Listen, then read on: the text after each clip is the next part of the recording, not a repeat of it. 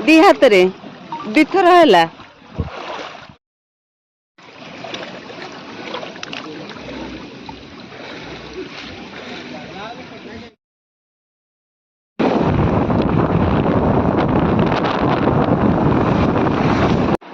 ମହିଳା ଜଣକ ପେଟେ ଗଞ୍ଜେଇ ଟାଣିଲା, ମହାଦେବଙ୍କ ମନ୍ଦିର ଭିତରେ ପଶିଗଲା।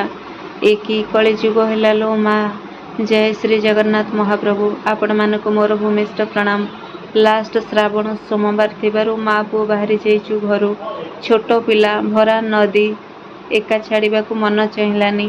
ମୁଁ ତା ସାଙ୍ଗରେ ଆସିଛି। ଗତ ବର୍ଷ ପୁଅ ଶ୍ରାବଣ ସୋମବାର କରିଥିଲା, ଏ ବର୍ଷ ମଧ୍ୟ କରିଛି। ଧୀରେ ଧୀରେ ଛୋଟ ପିଲା ଆସିକିରି ଜାଣୁ, ତାପରେ ସେ ଅନ୍ୟ ଜାଗାରୁ ଅନ୍ୟ ଜାଗାକୁ ପାଣି ଭାର ନେଇକି ଚାଲିକି ଯିବ। ଏବେ ଜାଣୁ ଭାବରେ, ଭକ୍ତିରେ, ନିଷ୍ଠାରେ, ଏତିକି ବାରଣରେ ରହିକି କରୁଛି, ସେତିକି ବଡ଼ କଥା। ଏମିତି ଅନେକ କଥା ଜାଣିପାରିବେ। ଆମେ ରାଉରକେଲା ବେଦବ୍ୟାସ ଲୋକେସନରେ ଅଛୁ।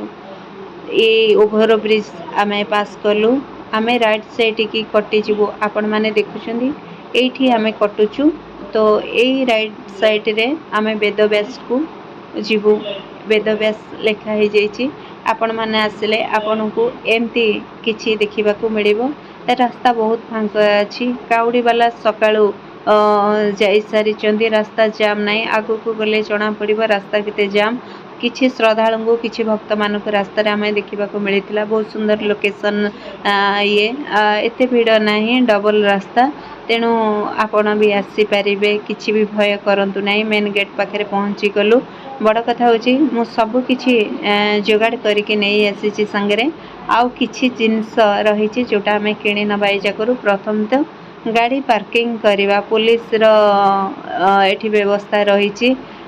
ପୋଲିସର କଡ଼ା ସୁରକ୍ଷାରେ ଭକ୍ତମାନଙ୍କର ଏଠି ଚଳଚଞ୍ଚଳ ରହିଛି। ବହୁତ ସୁନ୍ଦର ବ୍ୟବସ୍ଥା ରହିଛି। ଆମେ ଏଇଠୁ କିଛି ଦୋକାନରୁ କିଣି ନେଲୁ। ଏବେ ଆମେ ଆଗକୁ ଯାଉଛୁ। ଆପଣମାନେ ଏଇ ଜାଗା ଦେଖି ଜାଣିପାରୁଥିବେ ତୀର୍ଥ ଜାଗା, ପବିତ୍ର ଜାଗା। ପୁରା ଭିଡ଼ିଓକୁ ଲାଷ୍ଟ ପର୍ଯ୍ୟନ୍ତ ଏନ୍ଜୟ କରନ୍ତୁ। ହଁ, ବୁଡ଼ୁନୁ ଢାଳେ ଦି ହାତରେ ଦିଥର ହେଲା। ଢାଳେ।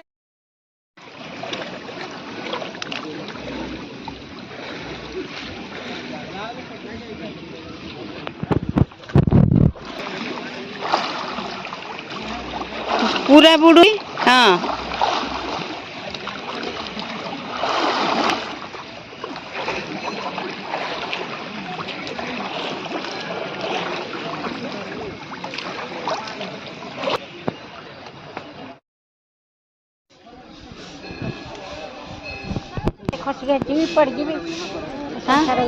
ଆପଣ ଭିଜୁଆଲ ଦେଖିକି ବୁଝିପାରୁଥିବେ ମୋ ଛୁଆଟି କେତେ ଭୟାଳୁ। ନଦୀ କୂଅ ପୋଖରୀରେ ଫାଷ୍ଟ ଟାଇମ୍ ତାର, ସେ ଜାଣିନି କିଛି।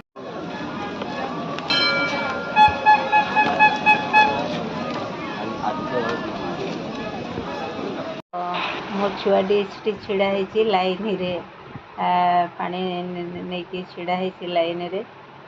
ଦେଖିବା କେତେ ସମୟ ଆମକୁ ଲାଗୁଛି।